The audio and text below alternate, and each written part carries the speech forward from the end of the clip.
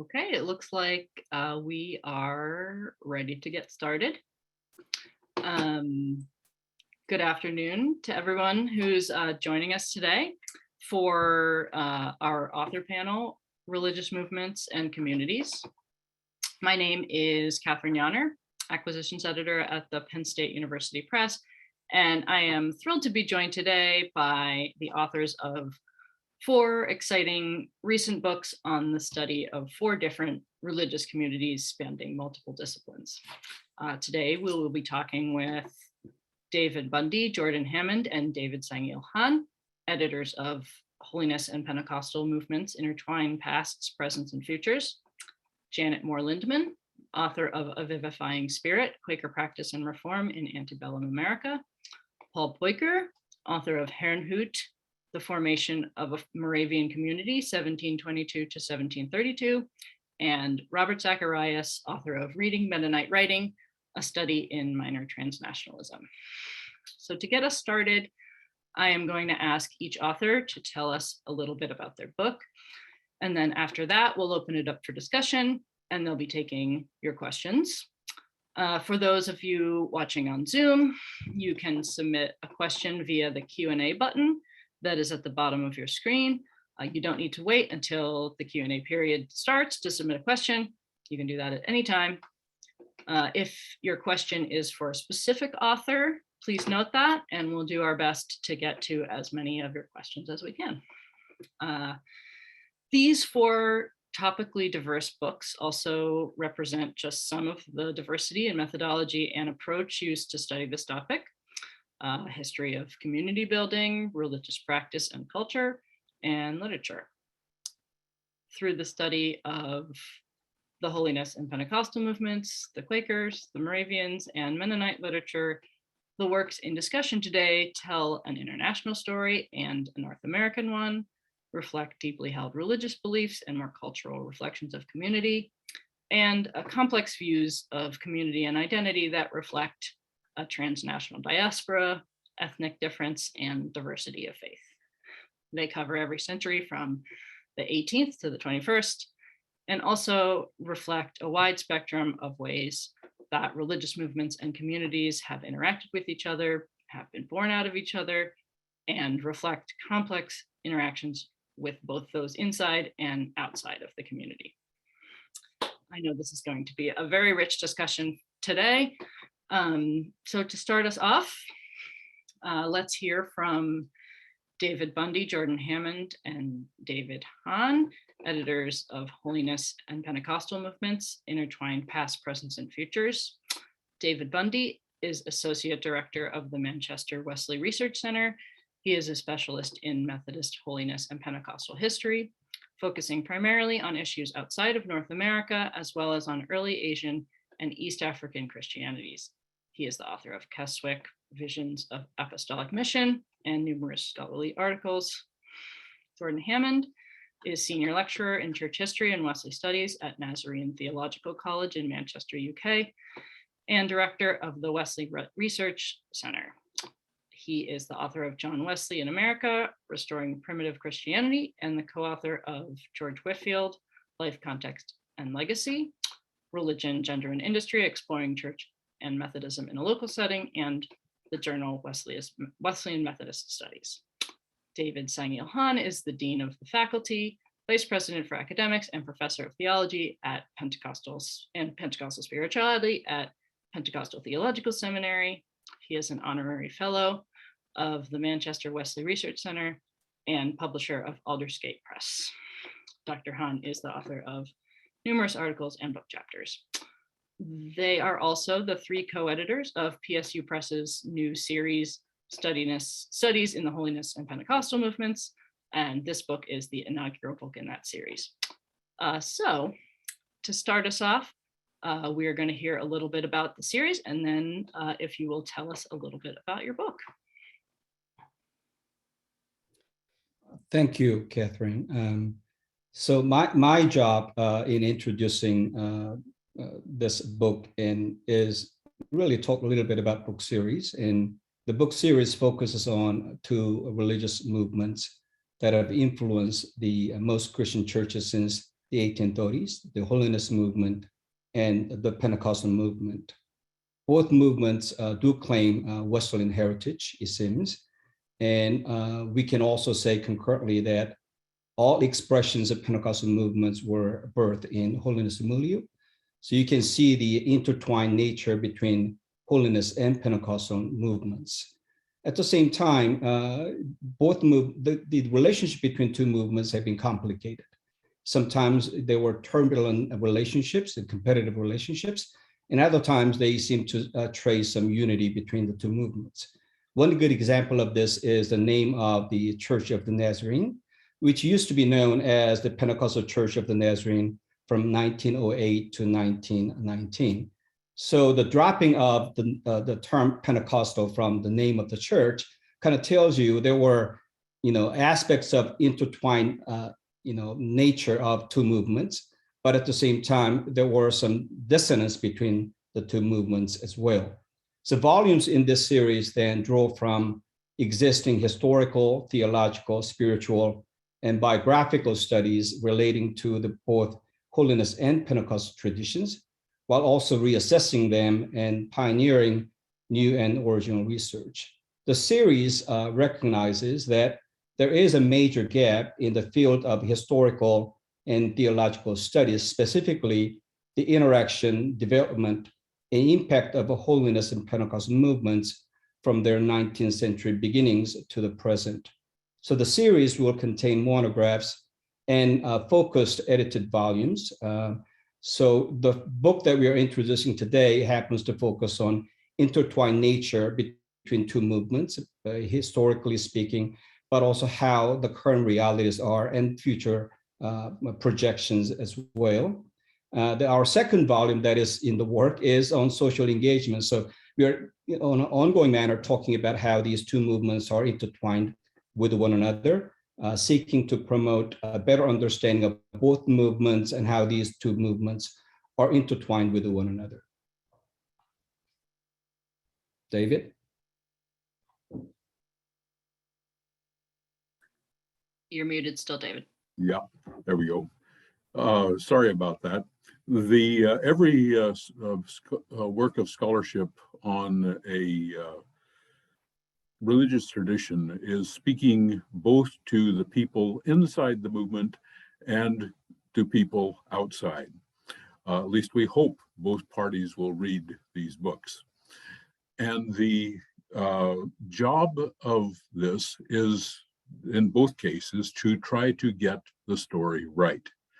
And so this book is our first effort in this context to work on this. For a long time, people have known about these movements. The two movements have known about each other. And kind of like shy teenagers on the opposite sides of dance floors, they have looked and thought, but not done anything. So when they did do something, it was often negative as well as positive. And so that is the job on one side, is to try to help mutual understanding between these two truly global traditions. The second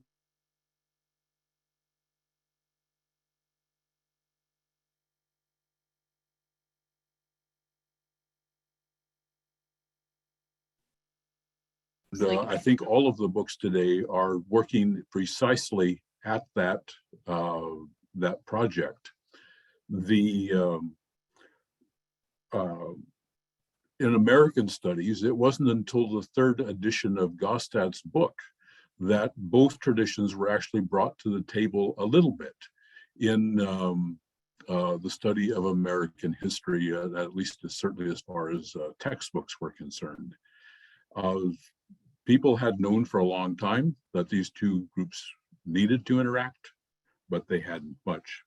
This book that we've done now is working toward that to enhance the process of understanding in both cases. My friend David Hahn mentioned that in all contexts, Pentecostalism came out of the Holiness movement. There are lots of people who would contest that.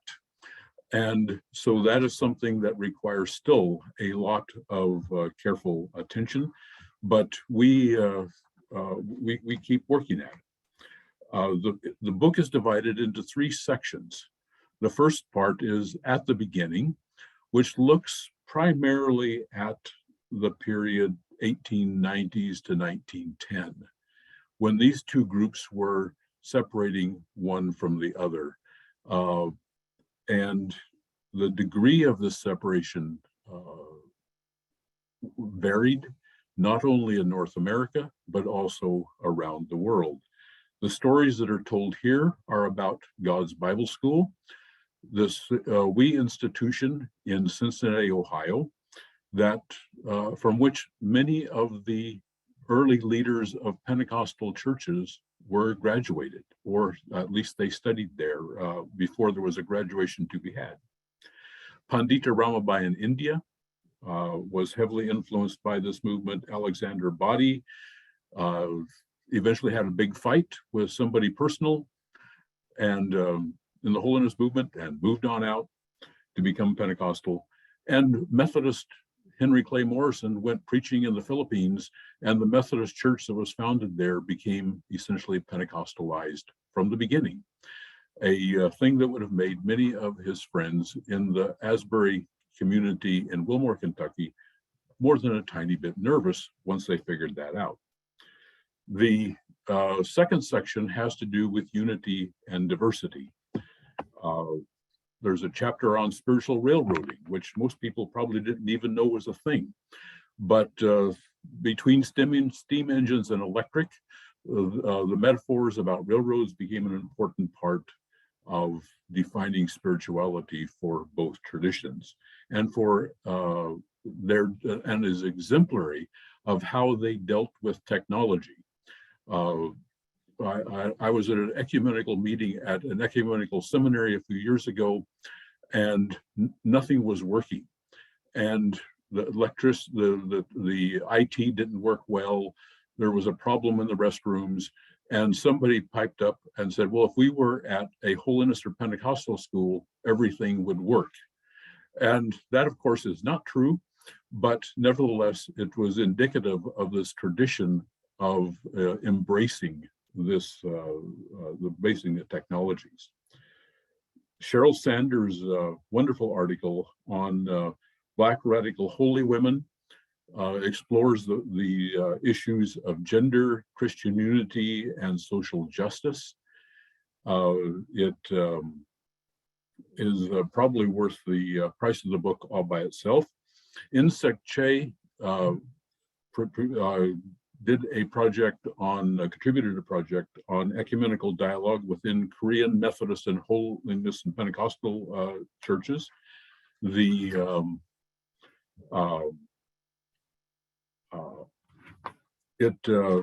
will, I think, be surprising to you when you go read it. The theological sections, which I'm delighted with, but less conversant about, although I've learned a lot in discussing with these people for years. But at the end of this, and I would say that the fun thing about this is that there's surprising continuity in spite of the discontinuities between these two sister traditions. In some ways, it's like Judaism and Christianity separating. For a long time, they wanted to deny that they were kind of related to each other. And the same has happened here, but there's, in spite of that, there's this underlying unity, varying degrees of continuity and discontinuity. There's also the global networks that this book points out, the racial diversity, but still the pain of separation within the American context. The fact that there's a school in Cleveland, Tennessee, where David Hahn is the dean, that tries to combine successfully, would argue, both streams, part of the streams, into one institutional life, a truly ecumenical phenomenon in its own situation. But none of this would have happened if it had not been for the work of Jordan Hammond, who has been the mentor of us all in getting things done and of thinking through things. And we're really grateful for his leadership on this book. Thank you, I think David. we might have 30 seconds or so. So just Yeah, go ahead. Thank you to both Davids for that really helpful overview of the series and the book.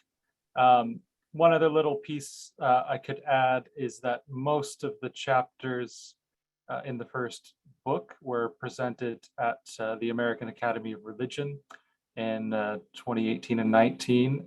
And the project that David Hahn mentioned, the social engagement in the two traditions, is our current project.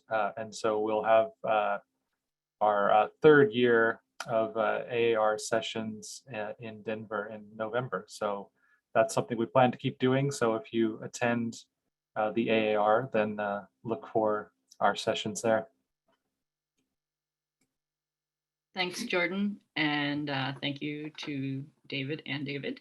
I'll put in a pitch for those sessions at AAR. They are really quite engaging. Next up, we're going to have Janet Moore Lindman, author of A Vivifying Spirit, Quaker Practice and Reform in Antebellum America. Janet is a professor and chair of the history department at Rowan University. She is the author of Bodies of Belief, Baptist Community in Early America, and co-editor with Michelle Tarter of the anthology A Center of Wonders, The Body in Early America. So Janet, if you would tell us a bit about your book. Hey, thank you, Kathryn. I'm going to share my screen. I have some slides to show. Let's start this. Okay. So I want to start with this image that is on the cover of my book, in which I use not just on the cover, but in the introduction, to talk about Quaker practice as a daily exercise and lifelong endeavor. Friends followed a singular path, hoping to remain humble and pious throughout their lives. And if you look closely, and hopefully this will work, you can see at the top there, everything won't work, yeah. Parental Hall Home, I'm sorry, parental, what was it?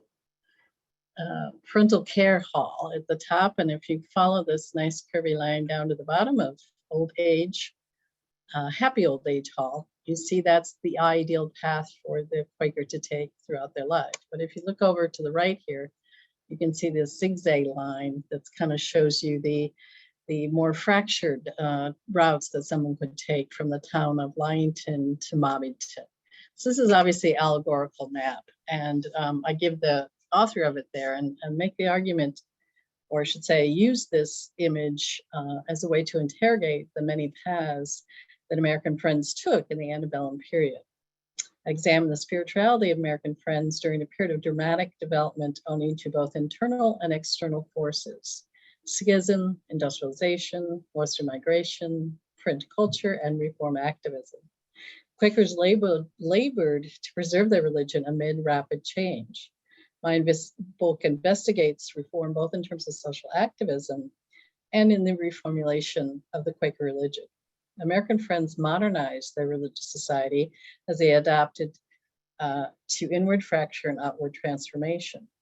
I discuss religious practice from early childhood to old age to show the unrelenting nature of Quaker spirituality. With a particular focus on the Mid-Atlantic region, this monograph explores how 19th century Quakers put spirituality into action, not only in the evolution of religious doctrine and practice, but also in response to immutable social and political contexts in the period from 1780 to 1860.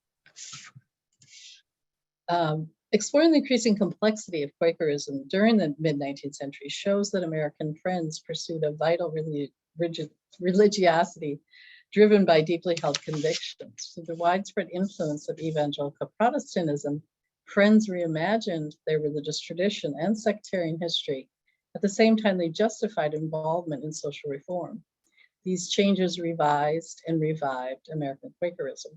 This practical approach embodied spiritual ideals that renovated their denomination and aided their adaptation to and participation in a burgeoning American republic.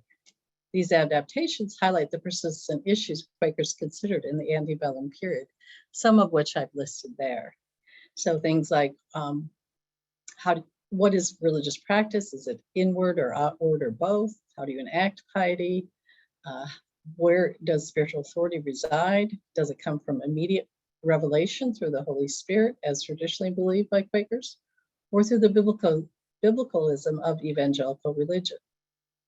And lastly, I also wanted to look at issues of social reform, as well as in what ways the Quaker religion was modernized in the antebellum period.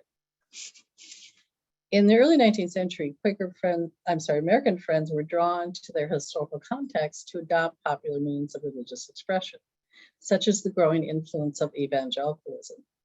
The assiduous nature of Quaker spirituality required believers to walk a narrow path between their peculiar brand of faith and the inculcation of beliefs and behaviors popular among many other Protestants. This tension was evident in the Hicksite Schism of 1827. This harrowing event destroyed spiritual communion and caused great grief, but also provided the freedom to divine new forms of devotion. But by growing materialism, doctrinal dispute, and class difference, this schism imposed creedalism upon a religious society that traditionally emphasized behavior over belief. While scholarly Quakers have traditionally viewed this time period as a low point in their history, Friends' perseverance in varied forms was reflexive of American society, and thereby incorporating them into the larger religious culture. This schism opened new possibilities in American society, from quietism and withdrawal to activism and engagement in political reform. Quaker piety comprised a range of activities that underwent change as well as continuity due to factionalism. From the great separation of Hicksites and Orthodox Friends in the 1820s, through divisions through the 1850s and 60s, new forms of Quakerism developed. The Gurneyite, Wilburite, and Progressive Friends, to broaden their spiritual expression as well as to refurbish their religion with new practices and new ideologies, as well as engagement with compelling social issues. These divisions and subdivisions altered Quaker practice and identity. While Hicksites clung to the quietist ideals of the inward truth and light and the immediate revelation through the Holy Spirit, Orthodox Friends endorsed evangelical religion and insisted on Christ's divinity, conversion, and salvation, as well as the primacy of the Bible as the basis of Quaker belief. In the 1840s, the evangelical Orthodox would split again between the Wilburites and Gurneyites. Another division came when some activist Quakers formed the Progressive Friends. They felt drawn to social reform out of a sense of religious obligation. To become involved in temperance or abolitionism was a form of devoutness for these Quakers. As Susan B. Anthony stated, "Work and worship are one with me." Quaker practice and identity expanded after 1830 as separation from within allowed for integration without. Several forms of Quakerism evolved. While Hicksites retained their traditional pietism, their Orthodox counterparts adopted some aspects of evangelical religion. Gurneyites became ultra-evangelists, and Wilburites advocated austere piety. Progressive Friends enacted their own piety through political form. Some who left or were pushed out of the society for the activism turned to other religious expressions, such as spiritualism, to support their moral effort, as social reform became a means of spiritual duty. Friends' dominating influence in American reform activism originated from a search for a substantive and practical spirituality, which resulted in a legacy of activism that addressed racial injustice, gender inequality, and economic deprivation. The plethora of social issues that they became involved in encompassed the major reform efforts of this period, as they participated in and at times headed the momentous social changes that occurred in the antebellum period, from temperance and abolition to women's equality, prison reform, capital punishment, and workers' rights. American Quakers followed a distinctive trajectory. Through assorted mutations during the antebellum era, they radically transformed their religion to expand the spiritual expression of practical Quakerism. A series of schisms proffered the ingredients for new patterns of religiosity. Novel spiritualities emerged from Hicksite plainness and Gurneyite evangelicalism to Wilburite asceticism and progressive advocacy. Quaker piety was transformed in the aftermath of multiple divisions during the early 19th century. Mainline denominational practices such as hymn singing, Sunday schools, and revivalism became common for Gurneites, who would become the majority of American Quakers by the end of the 19th century. The adoption of structured services and paid ministers altered the faith. Internal practice became more sporadic and defined than the free-form individualism that was prevalent before the Hicksite Schism. While most Friends became part of dominant Protestantism, they wished to retain their uniqueness. Quakers have been compelling figures in American history and are deeply ingrained in our popular culture and national identity. Their desire to lead a pious, practical, and consequential life reformulated their religion, which resounded throughout American society. The meandering and often perilous course they charted during the Antebellum period documents a peculiar history of Quakers, and yet one steeped in a religious culture rich in contradiction, diversity, and innovation. Thank you. And I'll stop sharing. Thank you, Janet. Next up, we have Paul Peucker, author of Herrnhut, The Formation of a Moravian Community, 1722 to 1732. Paul is archivist at the Moravian Archives in Bethlehem, Pennsylvania. He previously was archivist at the Unity Archives in Herrnhut in Germany. He is the author of A Sifting Time, Mystical Marriage, and the Crisis of Moravian Piety in the early 18th century. Paul, why don't you tell us a little bit about your book? All right. So my book on Herrnhut deals with the origins of a small religious community in the region between Saxony and Silesia. The fascinating thing about this community is that they did not cut off their connections with the outside world. Herrnhut was not so much a secluded refuge, but rather an operating base for the global activities of the Moravians. And by the end of the 1720s, Herrnhut was corresponding with the King of Prussia, the Queen of England, the Crown Prince of Denmark, and even with the Pope in Rome. In the 1730s, people from Herrnhut went as missionaries to the Caribbean, Greenland, South Africa, Suriname, and Georgia. And during the 1740s, they founded sister communities throughout Germany, the Netherlands, England, and Pennsylvania.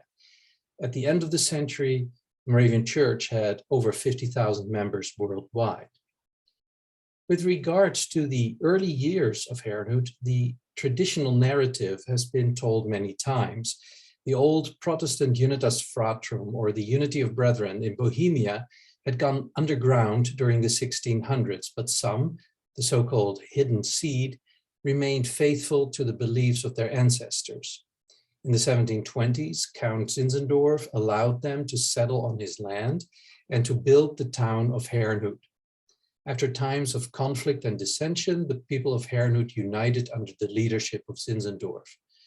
During a communion service in the nearby church of Bertelsdorf on August 13, 1727, the Herrnhuters united as brothers and sisters. And from that time on, according to the traditional story, the previously lost church of the Unity of Brethren was renewed in Herrnhut and spread around the globe.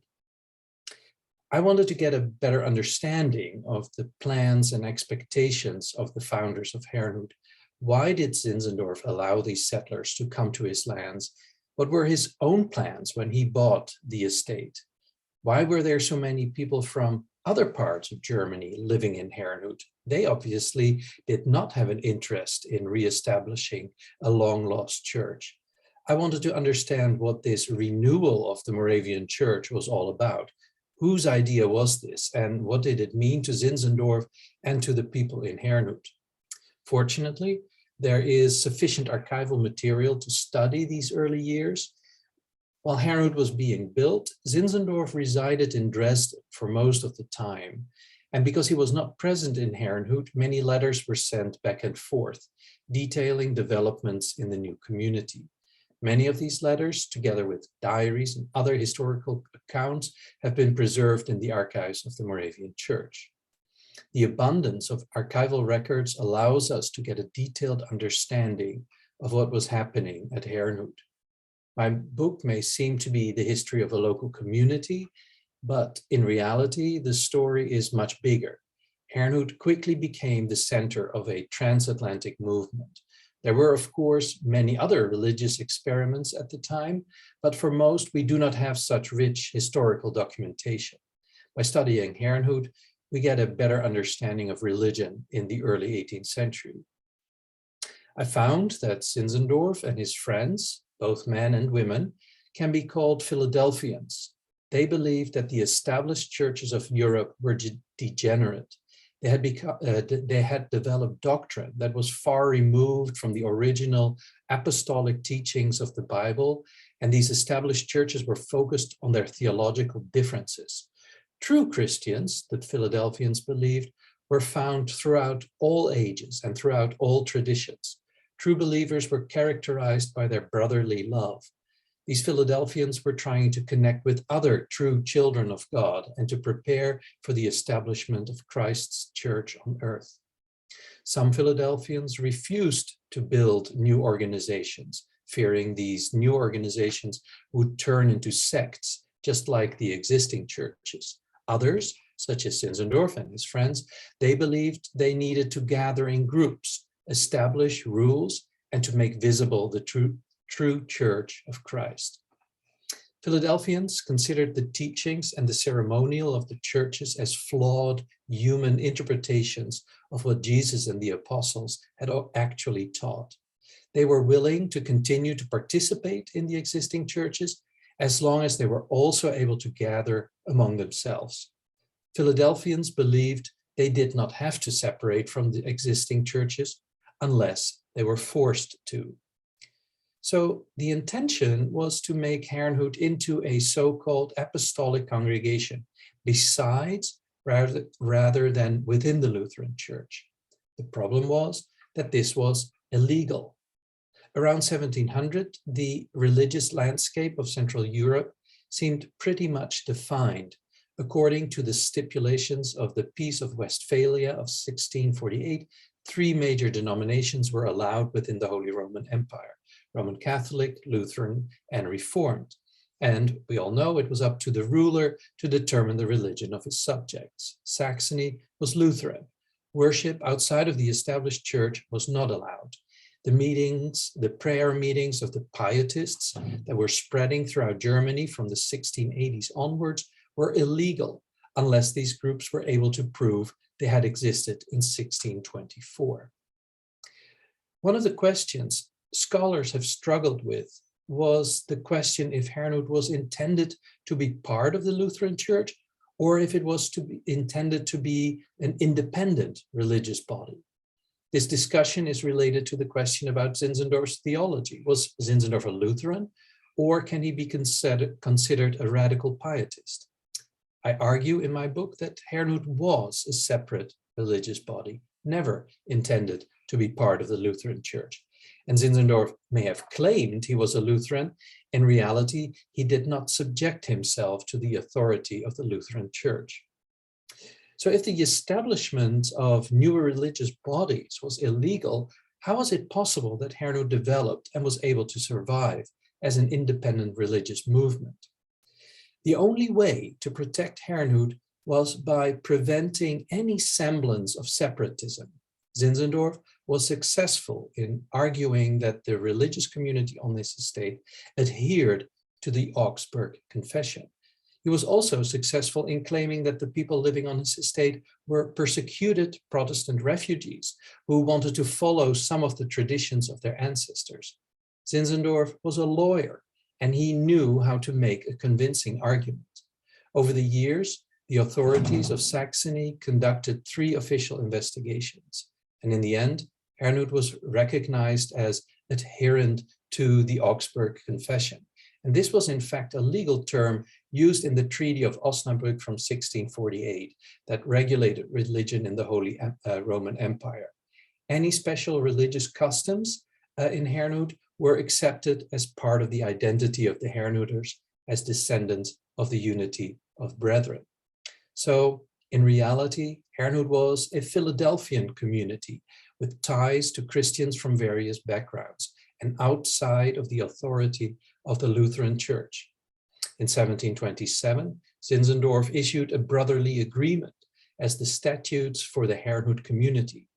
He even claimed that these statutes were almost identical with the statutes of the ancient unity of brethren. Apparently, so did Zinzendorf and the Herrnhuters believe God had unknowingly reinstated the old unity of brethren in Herrnhut. Zinzendorf at one point called the public identity of the Moravians a mask. The Moravians were true Christians and Philadelphians. However, they had to endure so much resistance from secular and religious authorities that they had to hide their true identity. They were only able to fend off attacks by putting on the mask of being the renewal of an older church that basically adhered to the Augsburg Confession. Not only did this invented identity convince the secular and religious authorities at the time, it also stuck with others, and much of Moravian historiography has internalized this identity. By the end of the 18th century, the religious movement that started in Herrnhut was widely accepted as the renewed Moravian Church. Thank you. Thank you so much, Paul. Finally, let's hear from Robert Zacharias, author of Reading Mennonite Writing, a study in minor transnationalism. Rob is assistant professor of English in the Department of English at York University in Toronto. He is the author of Rewriting the Break Event, Mennonites and Migration in Canada, and editor of After Identity, Mennonite Writing in North America. And he's the associate editor of the Journal of Mennonite Studies. So Rob, if you'd tell us a little bit about your book. Absolutely. Thanks, Kathryn. Thank you to everybody here. This is a fascinating discussion already. Just from listening to the presentation so far, I can tell that my book is in some ways a bit of the odd duck in the sense that it's not about history, for example, though it does spend quite a bit of time talking about how the field imagines its own past, so literary history. It's also not a text about religion or theology really or exactly, although it does certainly touch on these matters at some length. Instead, it's a book about how literature intersects with things like history and religion and theology in this highly specific context of North America's Mennonite communities, and the ways in which our critical and methodological choices for how we read these texts work to inform and sometimes, I think, deform the subject of our examination. So contemporary Mennonite literature in North America, usually simply defined as literature in English by Mennonites or people of Mennonite descent in Canada and the US, is a perhaps surprisingly vibrant body of literature that's supported by an active and ongoing critical conversation. There are roughly 500,000 members of Mennonite churches in the US, less than a quarter of that here in Canada. So the bodies of literature and criticism are relatively small, but the literature at least is certainly robust.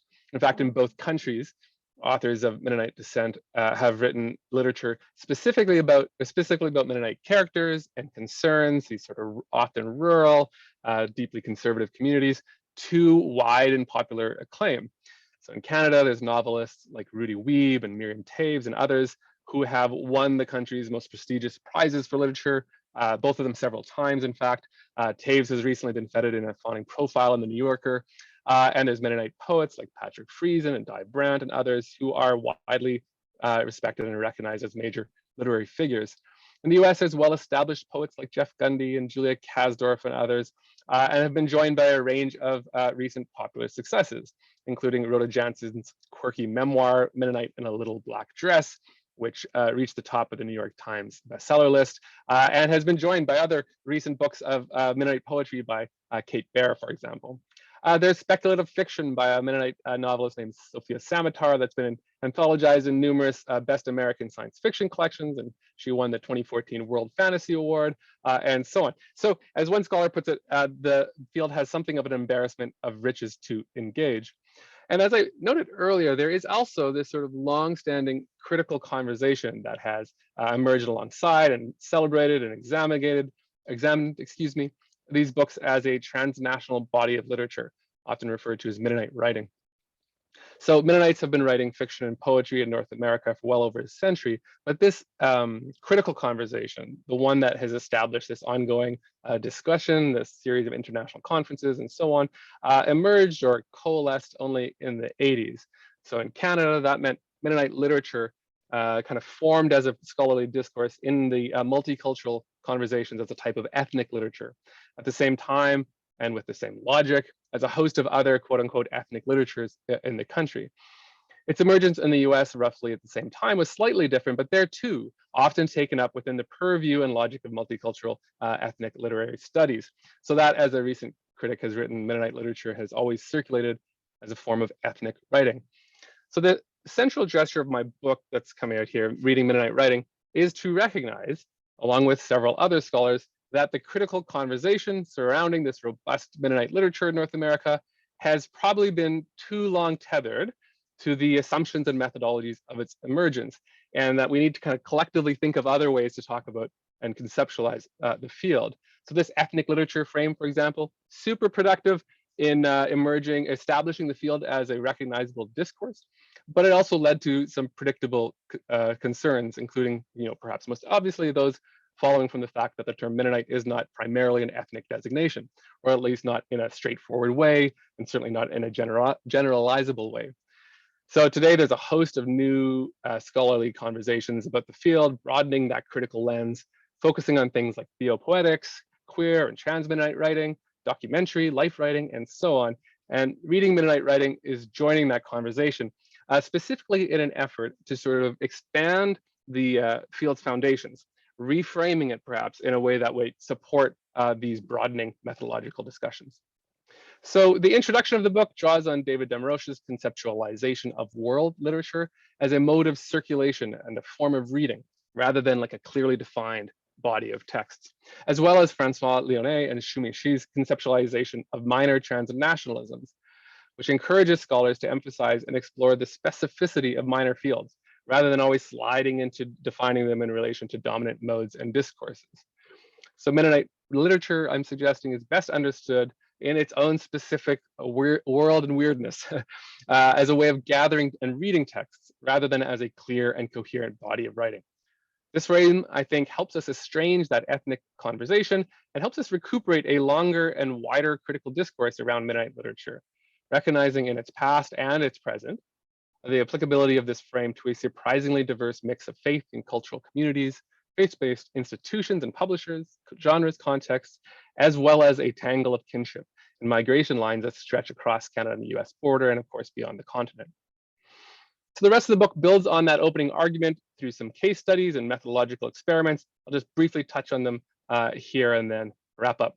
So the first chapter is an attempt at non-narrative literary history that draws on work by Franco Moretti and the digital humanities to attempt a distant reading of the field's major bibliography, tested by a close-ish reading of all the books published in the field in a single year, in an effort to just sort of peek into a moment in the past to say what else was going on apart from the things that we usually talk about in this moment.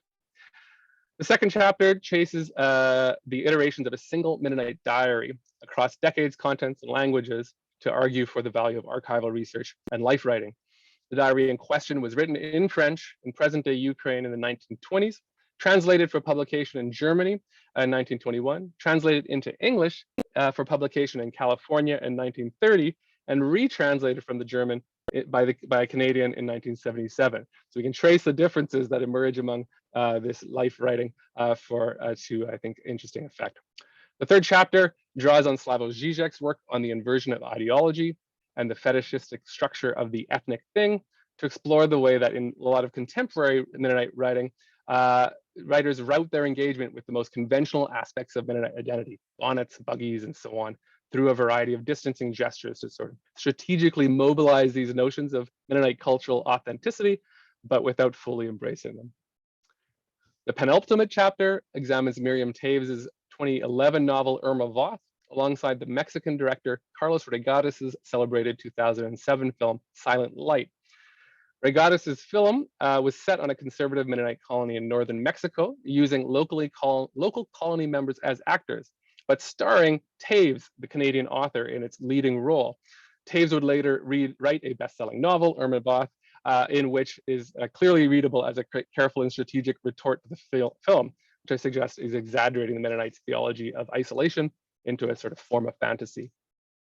And then the last chapter reads a trans-Mennonite coming-of-age novel by Casey Plett, alongside a Mennonite Afrofuturistic science fiction novella by Samatar, to explore a shared interest in complicating conventional notions of Mennonite identity, past and future. So collectively, the idea then is to encourage and help foster the broadening of the critical conversation that's happening around Mennonite writing in North America at the current moment, offering a theoretical foundation for this broadening, and also taking a few stabs at some methodological experiments to see what we might find if we revision the field itself. Thanks so much. Thank you so much, Rob, and thank you to everyone. This has been a great discussion so far and a great panel so far. So at this point, we're going to open things up for questions from the viewers. If you're watching, you can still submit a question at any time in the Q&A. And again, if your question is for a specific author, please be sure to note that. And if any of you all have questions for each other, feel free to ask those as well. Since we don't have any questions yet, I have a couple of questions in the back of my mind. So until we have any questions up in the Q&A, I will go ahead and start with those. Since you went last, Rob, I will start with you. Can you talk a little bit about the difference between Canadian and US Mennonite literature and how those two evolved to be different things? Yeah, thank you. So one of the interesting things about the Mennonite literary conversation, and one of the types of specificities that I think is worth honoring and exploring, is the way in which those two conversations, certainly in separate contexts, but have emerged as a sort of shared larger history. So there's no question that there are individual specific histories in Canada and the US. In Canada, that multicultural discourse of the 70s and 80s was hugely influential, not only giving rise to this notion of a secular ethnic identity, but collapsing it among the specific history of the prairies in Canada. So primarily in Manitoba, you have this Russian Mennonite majority. And so when people thought about Mennonite identity in Canada, they sort of slid in and equated this Russian Mennonite ethnic history with their own Low German and their own languages and so on. And so there was a easy slide into understanding of it in ethnic terms. In the US, that was a little different. There was a wider recognition of the Swiss and German and Pennsylvania and so on histories, and I think a more sustained effort to recognize the religious elements of the field. However, as those two fields continue to jump back and forth in conversation, the sort of founding critical documents often do that without recognizing there to be any difference between the Canadian and American context. We have this long-standing transnational conversation that I think is particularly interesting to look back and see, yes, to test the differences, but also say what happens when we use the religious conversation to estrange the traditions that are often considered to be separate, so Canadian literature and American literature, and kind of follow that history as well. Thanks, that's really interesting. Yes, as an American who grew up in Pennsylvania, I really, working with you has been a opening into understanding kind of the Russian Mennonite side of things, because it's just so, the German stuff is so familiar here. So let's see.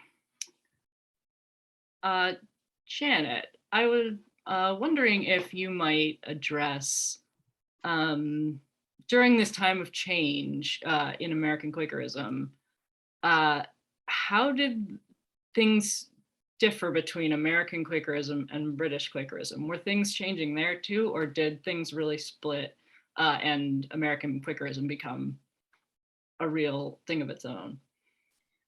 They did have a similar experience in England. Now, England and American Quakers, even before the Revolution, were always a part of a transatlantic community, and that continued after the revolution. And in fact, one author argues that American Quakers really weren't very American. They had much more kind of a transatlantic identity than an American identity, particularly in the early part of the Republic. So yeah, one of the big things that's happened, particularly by the 30s and 40s, is this man named Joseph John Gurney, who was a very wealthy English Quaker. He was the head of a banking dynasty. He published, he was an evangelical, and he really wanted to kind of reform the Quaker religion. And he had lots of influence in the London Yearly Meeting. And then he came to Philadelphia in the late 1830s and actually garnered large crowds throughout the city and tried to, in a sense, save American Quakers from themselves, particularly the Hicksites, and wanted to reform them and create, basically bring everyone back together again. But some American Quakers, particularly the Hicksites, weren't really hip to that and had no interest in reuniting. In fact, they were both sides blamed each other, basically, and said, if they would just give in, we could reunite again. But they refused to give in. So he had a huge impact, and that's why Gurneyites were so well established as the mainline American Quakers by the end of the century. Thank you. That's great. Let's see. Paul, I have a question for you, which is, how did your time as the archivist at the Unity Archives in Herrnhut shape your particular perspective and understanding about the community's founding and the arguments that you make in this volume that differ from the traditional storyline that's told? Yeah, thank you for that question. When I was archivist in Herrnhut, it made me really realize the transatlantic connections of the Moravians and the wealth of the archival record. I did not work on this project when I was in Herrnhut. I started doing that when I was archivist in Bethlehem, and I was thinking about doing this topic because I felt we do not have a good study of the origins of the Moravians. And my previous book was on something in the 1740s, and people tend to look at later periods. And I thought we need to look at the origins in order to understand this movement. And for a while, I thought, does it make sense for me to write this study? Should not someone else do this? But then I thought, well, it is not a local history. It's the history of a movement, and it's very important also for understanding American Moravians. And yeah, I mean, you make a few trips and you use your iPhone and take pictures of the records that you need, and you can analyze all that at home. So that was not a problem that I was far away from the actual archives. And in fact, sometimes it was helpful because there's so many situations where you get tempted to look something up, and as a distraction really from doing research and from writing. And I couldn't because most of the material was far away. That is true. You don't get as sidetracked if you're not there. Yeah.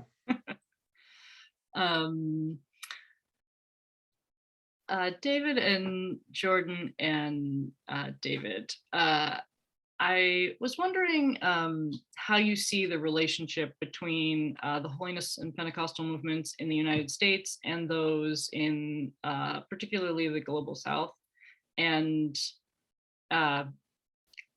any unique instances of how those evolved that you might have in mind. Whoever wants to take that. That's a really interesting question, and one that keeps me awake at night and going back and forth to archives around the world working on the question for decades. The easy answer that has been the traditional answer is that they were all founded from North America by North American missionaries and have evolved under their guidance as time has gone by. Now, on the ground, that's a very different story. And in every country, the story is different. And sometimes within a particular ethnicity within the country, that story of that relationship is different. It is certainly true, as recent research on Baptists in Baptist missionaries in South America has demonstrated, that the missionaries did have a strong impact on the development of ideas and cultures within the churches. But these influences have always come from a variety of sources in the North. From the very beginning, there were Scandinavian missionaries who were going to the global South. There were French missionaries. There were Sri Lankan missionaries who were coming to France. There were, within the first few years of the Pentecostal movement, Argentinian missionaries coming both to the States, but also to Europe to straighten them out. And so it is a very complicated set of networks that ebb and flow across the globe. Well, if I may respond to the question as well, David Bundy and Geordan Hammond are historian by their expertise and area of disciplines. I'm more of a theologian by discipline. So if I may speak from kind of my point of view, when I said earlier that all expressions of Pentecostal movements were born in holiness milieu, I meant holiness with a small h, not capital H. So, I don't think you can trace historically the lines between holiness movements and all expressions of Pentecostal movements. But when you speak doctrinally and spiritually, I think there is something about, the promoting holiness that Wesley talked about that's been very pervasive in all expressions of Pentecostal movement. So, for example, the In-Sik Choi talks about, the connection between the holiness movement and Pentecostal movement in Korean context. But there, the holiness movement is not exactly the imported from Western missionaries. It's more of an indigenous movement and influence from, Koreans who went to Japan during Japanese occupation, studied theology and learned of holiness stuff and brought it back to the Korean soil. So, but there are connections. It is just that it's not as direct as people would often like to think. So when you look at it from not only historical lens, but also doctrinal and spiritual lens, there seems to be more connections between holiness and Pentecostal movements. And Wesley, as the fountain figure of all movements of heart religion, tends to have paved the way for these connections to be made. So, thanks to everyone. This is a fascinating conversation, and I'm really appreciative that you all were able to be part of this today. We're at 5 o'clock, so I think we are out of time. But thank you to everyone who has tuned in, and thank you to all of you who have participated. Everyone who had registered for the Zoom webinar is going to receive a follow-up email with links to all 4 books, and as well as a special discount for 40% off any of the books in question. And if you'd like to find out more about these books or the series that was discussed today, or any of our books and journals at the Penn State University Press, or even find out more about pitching a proposal, please visit us at psupress.org. And thank you again to everyone. And I hope everyone has a great evening. Thanks, Kathryn. Thank you. Bye. Bye. Thank you, everybody. bye, everyone. Take care. Thanks, everyone.